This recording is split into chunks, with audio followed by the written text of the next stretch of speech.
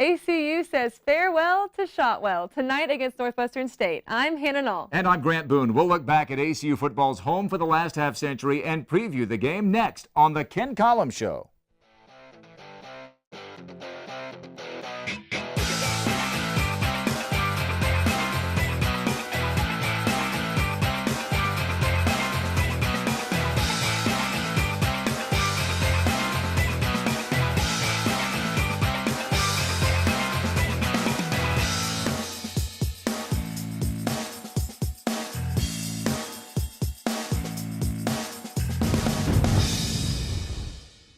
Welcome to Week 10 of the Ken Collums Show, presented by Lawrence Hall. I'm Grant Boone, alongside ACU junior journalism major Hannah Knoll and the head football coach at ACU, Ken Collums. Tonight at 6, ACU plays its final home game of the season and its final game ever at Shotwell Stadium. It's a Northwestern State ACU matchup. Coach, that also means the final home game for your seniors. When you think about this class, what jumps out at you? Well, this class was the first class that I signed as a head coach. And, you know, guys like Parker McKenzie and Josh Bloom, those type of guys have been here and they've seen this thing through. So anytime you spend that much time with people and they buy into your culture, they become a different person. They grow. And that's the idea around here, is to get them in here, go out, bring them in, win some games, train them up, and then send them out to live their lives. As Grant said, it's the last game ACU will ever play at Shotwell.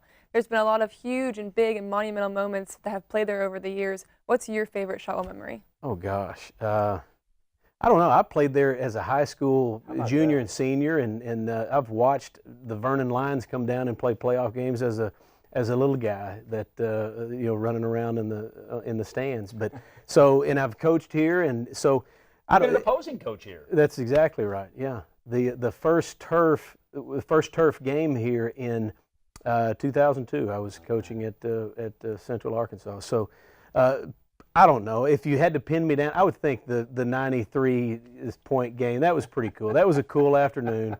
But I don't. That's kind of a trick question, because there's just a lot of bits and pieces that just of cool things that have played out at Shotwell. Well, you've been a big part of a lot of them, and we'll look back at that 93-68 game a little bit later on in the show. But when we return, highlights and analysis of last week's game against the defending Southland Conference champion McNeese Cowboys. Stay with us. It's the Ken Collums Show, presented by Lawrence Hall. As ACU prepares for its final game ever at Shotwell Stadium, we continue our look back at the home of the Wildcats since 1959. And today's final shot is from 2008 and the highest scoring game in NCAA history. ACU 93, West Texas A&M 68 in the second round of the Division II playoffs. Wildcats had the ball 15 times and scored 13 touchdowns, 7 alone by Division II Player of the Year that year, Bernard Scott. Billy Malone threw for 383 yards and 6 touchdowns to 6 different players as the two teams combined for more than 1,500 yards in a game that featured more than a half dozen players who went on to the National Football League. We'll take a closer look at that game with Coach Collums a little bit later on in the show. Right now, we look back at last week's game at the Hole, Coach, at McNeese. You know, the Cowboys clearly aren't having the kind of season they had hoped for. Some key injuries, some stuff off the field with a couple of deaths close to head coach Lance Guidry that really were unexpected and tragic.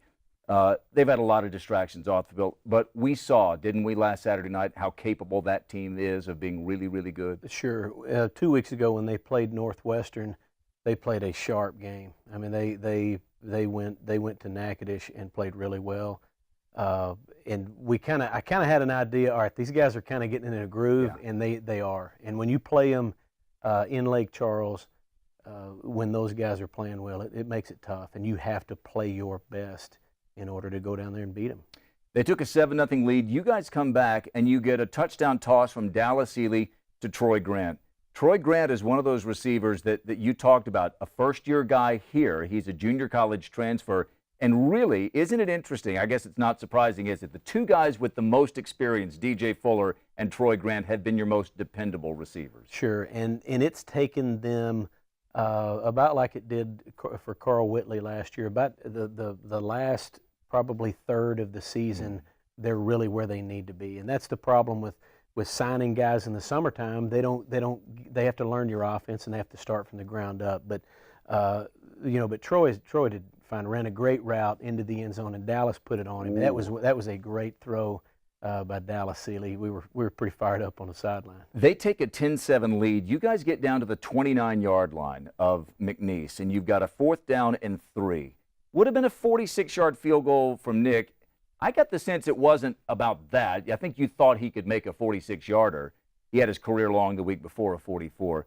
But you wanted to press the issue a little bit, and you kind of got a play that would have worked, right? Sure. Before a dropped ball. At that point, and there was a little breeze behind him, so I think if he would have got the ball up in the air, I think it would have gone through. But at that point, I felt like, we need a little something more. If we can get this first down, I think we'll gain the momentum that we need, and if we can finish that drive. And Coach Young, Nathan Young dials up a play, and Dallas escapes to the left, has a guy open, and we drop the ball and don't get the first. So that's unfortunate, but we've got to. The bottom line is you've got to make those plays, whether it's first down or whether it's 4th down. You got to make the routine play.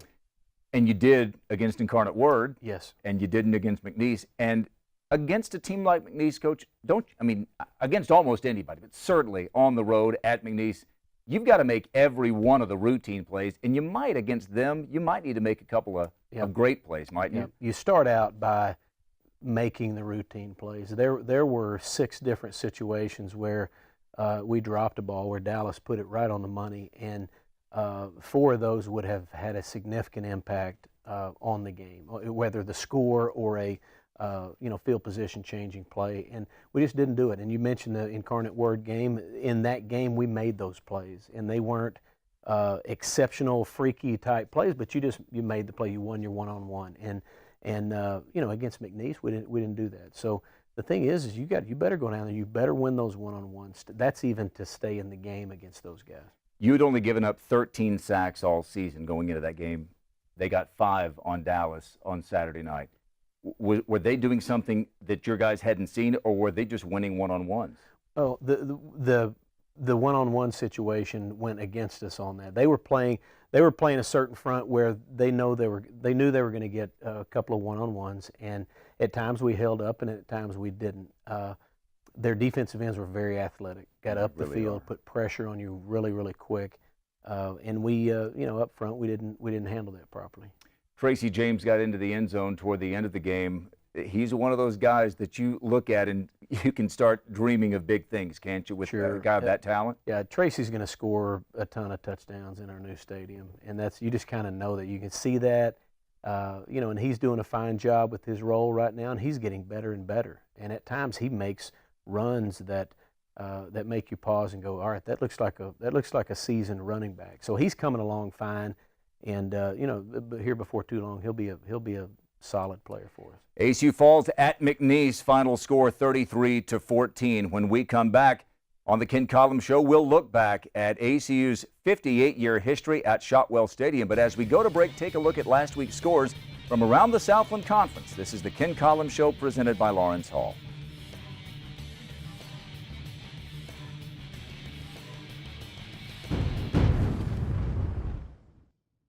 We're back with more of the Ken Collums Show.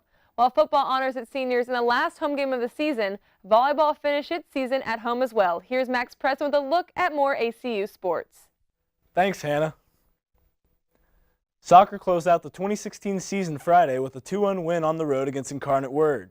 Sophomore Dylan Owens scored both goals, with assists coming from junior Chloe Pfeiffer and sophomore Sophie Standifer.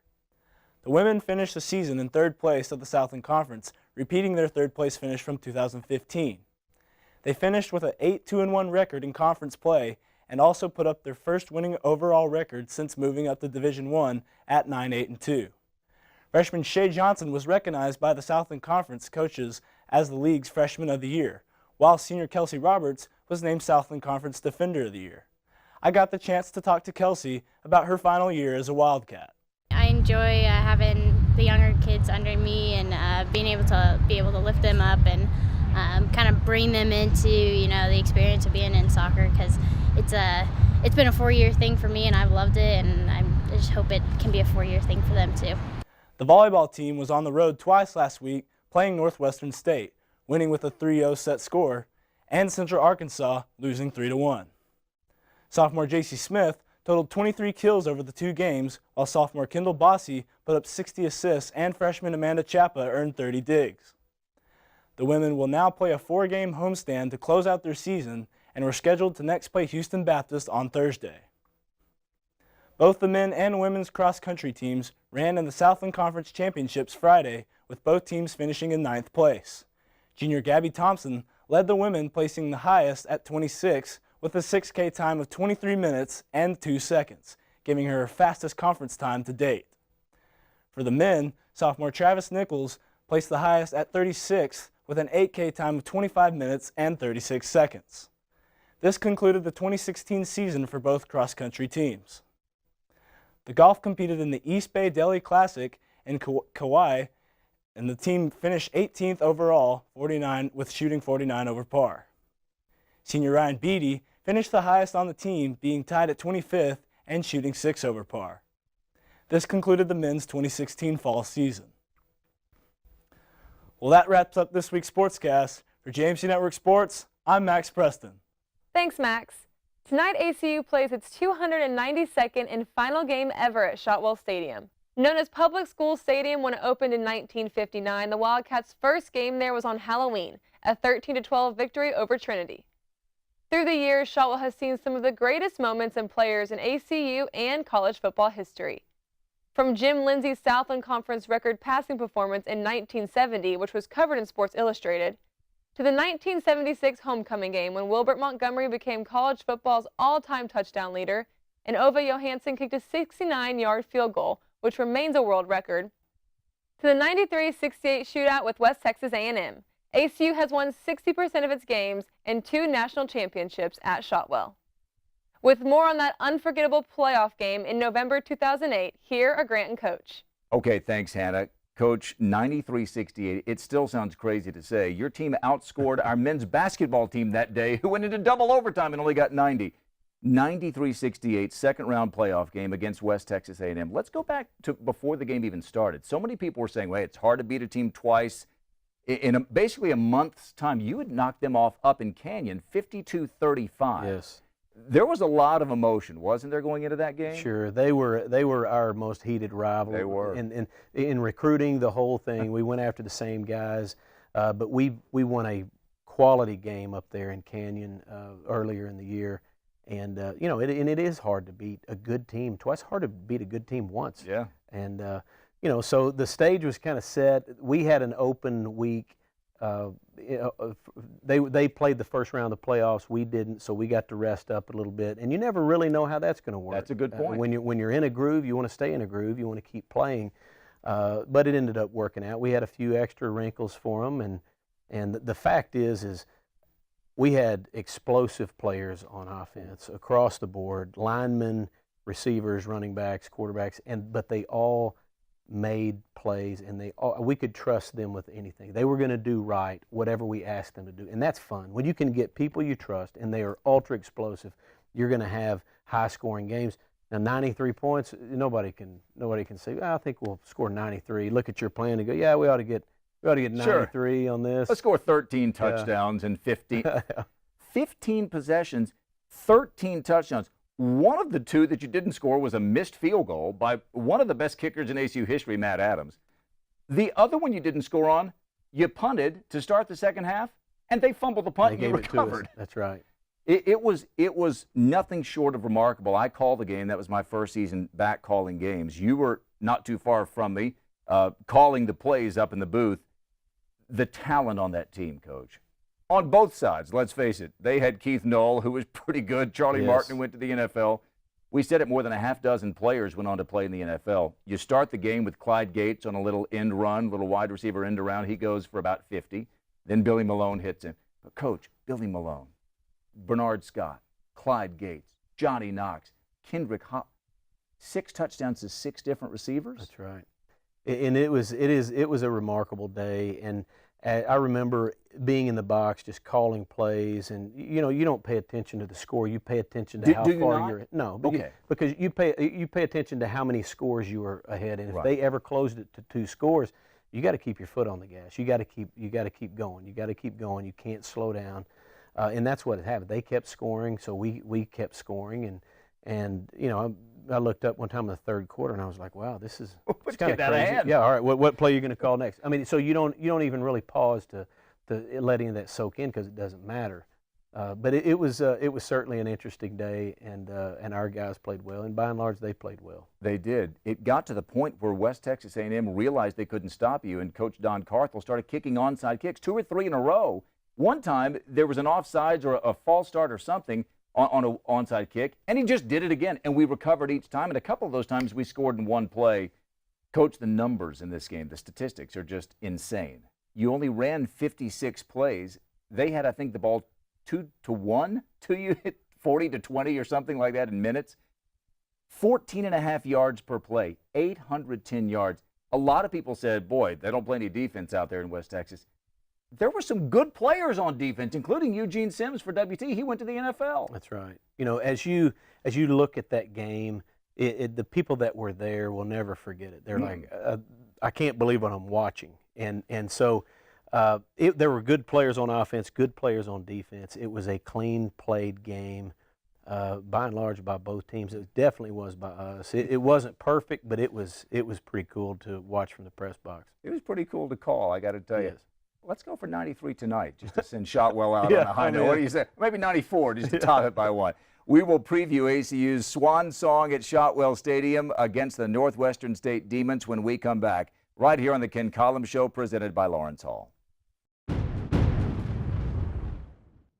Welcome back to the Ken Collums Show, presented by Lawrence Hall. Take a look at this week's schedule in the Southland Conference. The 2 teams tied atop the league standings at 6-0 have tough tests. Central Arkansas is on the road at Stephen F. Austin and their former coach Clint Conk, while Sam Houston State hosts defending champion McNeese. Well, tonight here in Abilene, ACU plays host to Northwestern State in the Wildcats' final game ever at Shotwell Stadium. The Demons come in 0-6 in the league, Coach, 1-7 overall. Their only win was against a Division II team, but they're better than their record, aren't they? Well, you can say people are better than this and that, but they've been in every game. Yes. They don't get blown out. They've been in tight games, and that things have worked out to where they just hadn't won the game. Who does that sound like? Yeah, it's interesting. Some years are like that. Yeah. Some games are like that, and then but they're in a rut, and they got to figure out a way to get out of the rut. And Jay Thomas, he's a friend of mine, does a great job there. He's a wonderful man. He's got good coaches. They've got good players, and I'm sure they're not coming to Abilene just to cash in their chips. They want to come here and win. So we're gonna have to play well to beat them. Coach, Northwestern has some good running backs like DeMar Lawrence, who has 535 rushing yards on the season. So how are you planning on putting a stop to their rushing game? Well, the problem is they've got him, but they've got several others that are quality running backs. So, we've got to do a good job of tackling. 2 weeks ago against Incarnate Word, we did a great job tackling. Last week, it was an average job. Our guys have got to line up, compress their gaps in front, and make those running backs bounce the ball and run sideways. And the more we do that, the better we're going to be. It's weird, and sometimes I think this can just be a random thing. Your offense hasn't played very well against Northwestern State each of the last 2 years. Is it random? Is it something specific that they've done? Well, they give you a lot of different looks. They're very multiple on defense. 2 years ago when we played them here, it was turnover fest. We turned the ball over. That was our first game that we all of a sudden started giving the ball up, and a couple of them were good plays by them, though. So last year when we went to Natchitoches, it was rained the entire time, and I don't think our guys handled that very well. But they last year they played better than us. We went there and we didn't play all that solid. With 2 games left in the season, how's your team looking right now, health-wise? We're fairly healthy for playing 9 games. Nobody's going to be skipping across campus, all that. But you know what? The weather's starting to cool off, and our big guys really like that. All across the country, the big O linemen and D linemen are practicing well because it's starting to cool off. But we're in fine shape, and we ought to make it to the game healthy. you've scored 52 points in both home games in which Dallas has played all 4 quarters, Dallas-Sealy. I know these things don't always go according to script, do they, in Hollywood? But last game ever at Shotwell, you got to get a win, don't you? Isn't that the way it's supposed to end? Yeah, this isn't Hollywood. No, but it's by not. gosh, this is Shotwell Stadium. It's the last game we'll play there, and we need to go out a winner, and we just need to play well. Well, it should be a memorable night for sure. Final game ever at Shotwell Stadium for the ACU Wildcats. Kickoff is at 6 p.m. against Northwestern State. The great coach Wally Bullington will join me during the broadcast. We'll begin it at 5:30 with the pregame show on the ACU Sports Network. For Coach and Hannah, I'm Grant Boone. Thanks for watching the Ken Collums Show presented by Lawrence Hall. Enjoy the game tonight, and we'll see you right here next week.